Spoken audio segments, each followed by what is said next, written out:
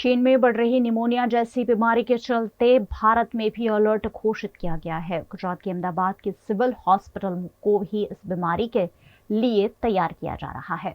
चीन में फैल रही निमोनिया जैसी बीमारी के चलते भारत का स्वास्थ्य विभाग भी अलर्ट पर है। देश भर में अस्पतालों को इस बीमारी के लिए तैयार रहने के निर्देश दे दिए गए हैं। गुजरात के अहमदाबाद के सिविल हॉस्पिटल में भी बीमारी से निपटने की तैयारियां पूरी कर ली गई है। डॉक्टर बदलते मौसम को इस वायरस का जिम्मेदार मान रहे हैं। अगर किसी को सर्दी, खांसी, निमोनिया जैसी कोई तकलीफ हो तो फौरन डॉक्टर की सलाह लेने की भी सूचना दी गई है। पिछले हफ्ते से हम सुन रहे हैं कि चीन के कुछ एरियाज में छोटे बच्चे खास करके सर्दी, खांसी और सांस लेने की तकलीफ और न्यूमोनिया के साथ दाखिल हो रहे हैं।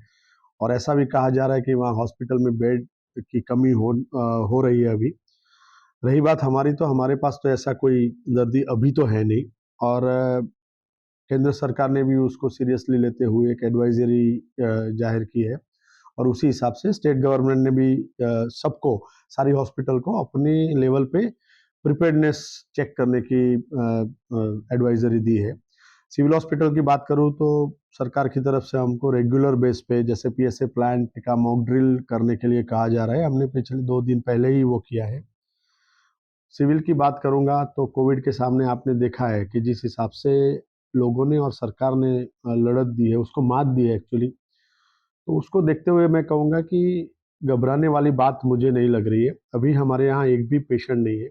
लेकिन प्रिपेयर्डनेस की बात करूँगा तो ऑक्सीजन अगर बात करें तो 20,000 लीटर्स की लिक्विड ऑक्सीजन टैंक हमारे पास कार्यरत है। 5,300 लीटर पर मिनट जनरेट कर सके ऐसे ऑक्सीजन जनरेटर प्लांट है। 650 से ज़्यादा ऑक्सीजन कंसंट्रेटर है।